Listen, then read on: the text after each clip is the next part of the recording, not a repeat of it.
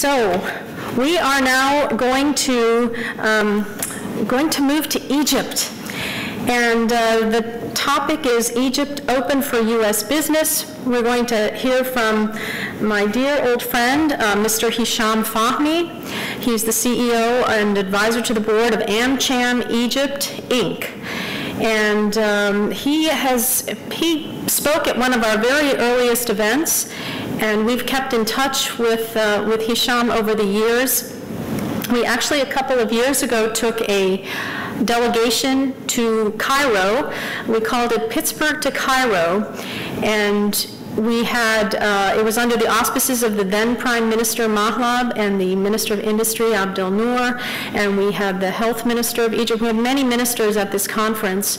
And then we took our a delegation out to see the pyramids, and all I can say is you have to go see them for yourselves if you haven't seen the Egyptian pyramids, but there's so many other things to see also. It is the most vibrant, Cairo, the most vibrant city you ever saw. It just was, we were in a hotel overlooking the Nile, and beautifully colored boats going up and down the Nile all night long, actually.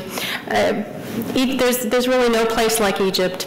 So, I think without, I guess we're getting mic'd up here, but what I would encourage you to do, and you're going to see a few videos that Hisham is going to show you, but I would encourage you to look beyond the headlines. Sometimes all you see in the news are negative things.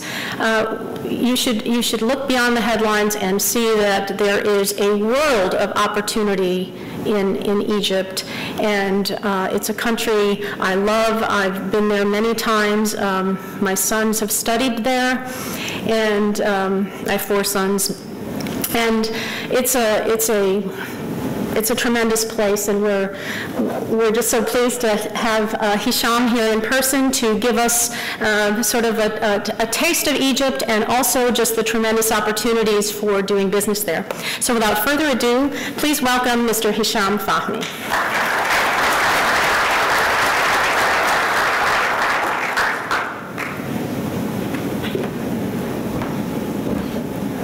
I don't have a lot to say. I think Simmons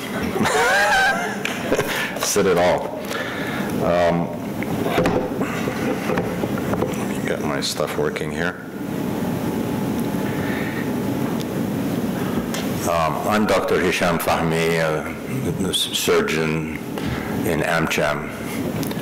And if you believe that, I have a pyramid to sell you. Good morning, and thank for the American Middle East Institute, Simon and her staff, our wonderful producer. I think to think about Egypt now, we need to look at a bit of history. Let's not start 3,000 years ago, but maybe 6 or 7 years ago, and look at Egypt now in that context. In the last 6 or 7 years, we've had 5 presidents. We've had 2 constitutions. We've had 5 elections. We've had 5 prime ministers. We've had 7 ministers of finance. 6 or 7 ministers of health, since we're talking about health. And we had 2 revolutions. So we were busy. But this comes with a lot of challenges. And it started really with protests. Everybody was protesting. Everybody knew how to run the country. Everybody. I mean, everybody knew how to run the country, and they were expressing it very, very vigorously. And then strikes. Everybody was striking. Every factory, everything. If you had children at home, they were striking, saying we want more allowances, we want less chores. Everybody was striking. commercial disputes galore. Disputing contracts, disputing the way you do business. It was really a challenge. There was not enough natural gas, there was not enough fuel oil, and therefore there was not enough power. So we had blackouts, 6, 7, 8 hours a day. That's as a consumer, as a home. But also all the factories were running 40, 50% capacity because they didn't have power. So it was very, very, very challenging. And this was Ramadan 2014. So you can imagine, no power, you're hot, you're frustrated, you're fasting. It was pretty bad. And then we had a foreign exchange issue. It was a fictitious foreign exchange. And our reserves fell from to 13 billion, from 36 billion in 2010. And there were no, tourism collapsed. Hotels were empty. Employees were either fired or they stayed, but they had made all their money from the 12% service charge that it's put on your bill. Owners had to pay banks because they still had debts. So it was not a good time. Security issues. The police during 2011 was disseminated and it hadn't come back.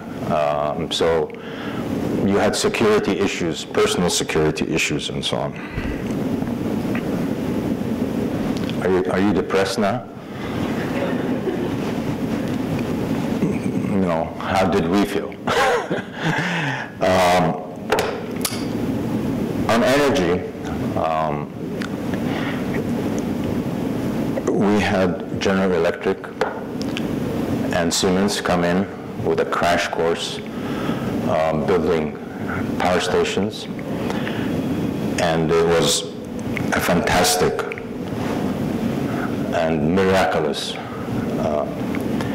And in 2015, the summer of 2015, we had no blackouts. It was a real miracle, and we'd like to thank a U.S. company, General Electric, had a lot to do with that, with more power stations and working with the existing ones to raise their capacity.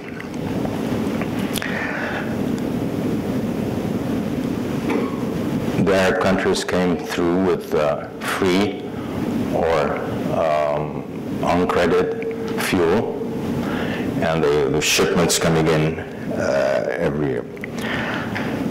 By mid-2016, we had excess capacity, which was a miracle, and all factories by November and December had enough fuel to start and restart their.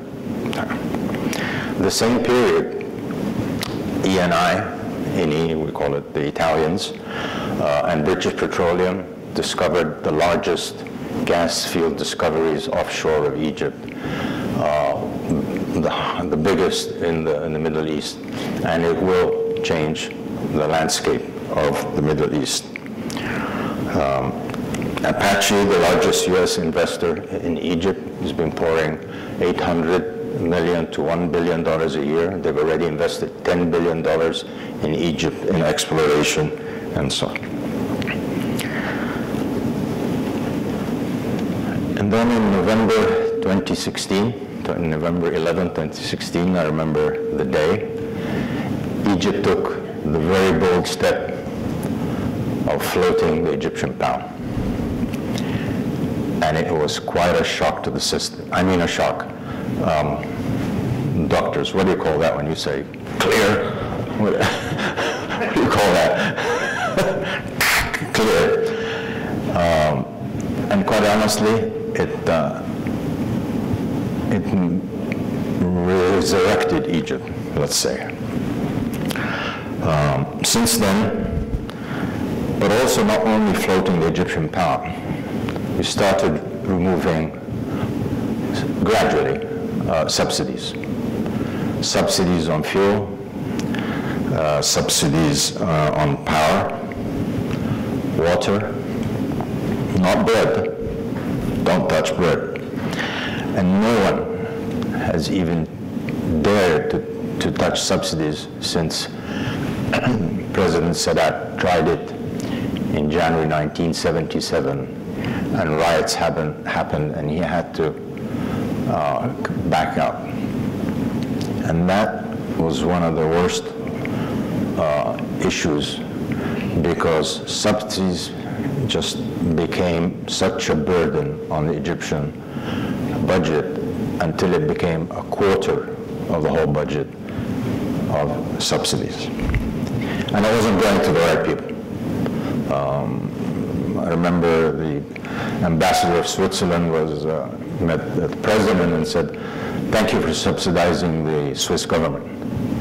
I said, "Why am I subsidizing this government?" He said, "Well, I fill my Mercedes with subsidized fuel, and the Swiss government pays for it. So thank you for subsidizing the Swiss government." It's an example of what it's all about.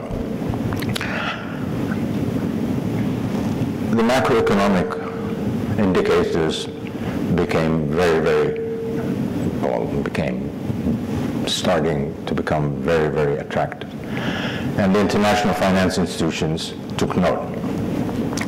The IMF signed an agreement, 3-year agreement with the Egyptian government, standby agreement, $12 billion over 3 years, with, of course, very strict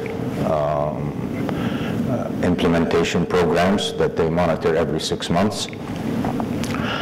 The World Bank has committed $1 billion a year to supporting Egypt, especially on the social side. Remember, all this floating of the pound and the subsidy removal is taking its toll. We've hit 25% and 30% inflation. Everything that is important got doubled in price. So there is a huge social impact that needs to be taken care of. And the World Bank and the Egyptian government doing that as much as they can to support especially those underprivileged. And of course, and then we have the African Development Bank and EBRD. EBRD is already paid in over $1 billion in projects in Egypt, and they're opening an office in Alexandria to support entrepreneurship and startups. The African Development Bank and others are clamoring to support Egypt. USAID just signed a $120 million project in Egypt. And of course, our Arab friends, the UAE, Saudi Arabia, and Kuwait, without whose support early on, Egypt would not have survived. And I'd like to take this opportunity to thank all our Arab friends for doing that. But all this supports Egypt. Can we have the map, please? I always put up a map, especially when I'm in the United States. Maybe I don't need to do it here, but oh, look, there's Egypt. Oh, look, you know, I'm very surprised. But Egypt it's positioned on, you know, talk about location. It's on the Red Sea, it's on the Mediterranean, it's in the Middle East, it's in Africa, and people say, oh, Egypt's in Africa. Yeah, Egypt's in Africa. It's in Asia, Sinai. And not only just the location, we also have trade agreements. Egypt has an association trade agreement with Europe. I don't know if you're, with Europe, with the Arab Free Trade Agreement, with the COMESA, with Africa. And these trade agreements have been extremely useful. Companies have invested and made use of those trade agreements. Coca-Cola actually does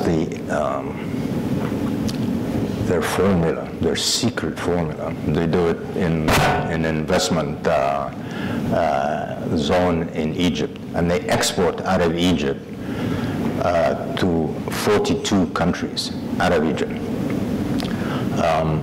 Since we're talking about, we're in Pittsburgh, Heinz, they grow the tomatoes in Egypt, and they make the ketchup, and they export it to the COMESA in Africa at zero tariff.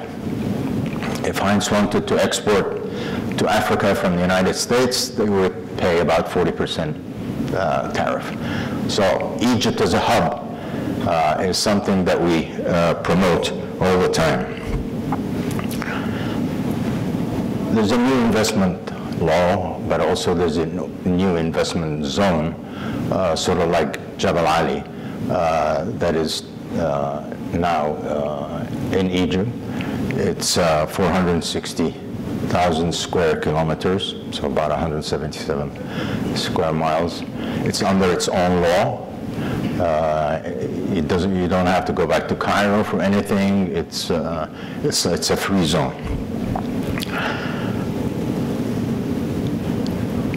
U.S. companies have done very well in Egypt. A few examples of recent initiatives: Procter & Gamble, although they've been there for a while, they're building another factory in 6th of October, and they're exporting 40% of their products through all these trade agreements. Mars are doubling their investments in Egypt. They're actually bringing in their factory from Dubai into Egypt next year. Unilever is doing wonderful. They're opening another factory in Egypt this year. Kraft, ADM is looking into acquiring companies in Egypt. Cargill have silos and doing soybeans there. PepsiCo has 11 factories in Egypt. Cisco, Microsoft, Intel, IBM. Uber is there now. They have, in 2 years, they have 50,000 drivers in Egypt. And anybody who's been to Egypt knows traffic and knows the taxis, so that's an improvement. Caterpillar, McDonald's, and General Motors are prevalent in Egypt. AmCham Egypt, American Chamber of Commerce in Egypt, and other associations in the U.S. have been supporting and are supporting U.S. companies in Egypt and beyond. Can we show that film, please? Thank you. I know I'm running over time, but I can't stop without saying there are a lot of opportunities in Egypt. Since we're in Pittsburgh, healthcare is a fantastic opportunity. There's been a lot of investment in private and public hospitals in Egypt. Private equity firms have come in and they've put in a lot of money. They need management help in the private sector. There is going to be a program for private management of public hospitals, and then they will really need help. Telemedicine, obviously, as we Dr. Andrew Watson, I was wondering if his IBM Watson was named after him, or but they're in Egypt, and they're working on telemedicine programs and so on. A fantastic success story in Egypt is the hepatitis C. Hepatitis C in Egypt was the largest prevalent disease in Egypt for decades, and it has been taken on by the government and with the support of Gilead and AbbVie and other U.S. companies. It's been brought down to nearly zero queuing for treatment, but they're now scanning for those who don't know they have it. On IT, I don't know how many of you know that out of the 20 submarine cables going west to east, 18 of them go through Egypt. So there's a fantastic opportunity for data centers and other IT-related, ICT-related, iCloud computing, business outsourcing, and so on. Water and waste water management, and building of water plants and waste management. That's a big thing. Desalination. Egypt is, believe it or not, even with the Nile, running out of water. And it's going to get worse with the dam in Ethiopia. Renewable energy, solar. GE is building a big solar plant in Aswan, south, and there's a lot of wind opportunities. Agriculture, we really need U.S. technology in agriculture, especially desert agriculture. I'm going to stop here, but I want to leave you with something else. Not just business opportunity. As Simon said, come and visit Egypt. It's a fun place. You're going to enjoy it, and so on. Can I have the last 1 minute film, please? Let's give a round of applause for Mr. Hisham Fahmy. Thank you.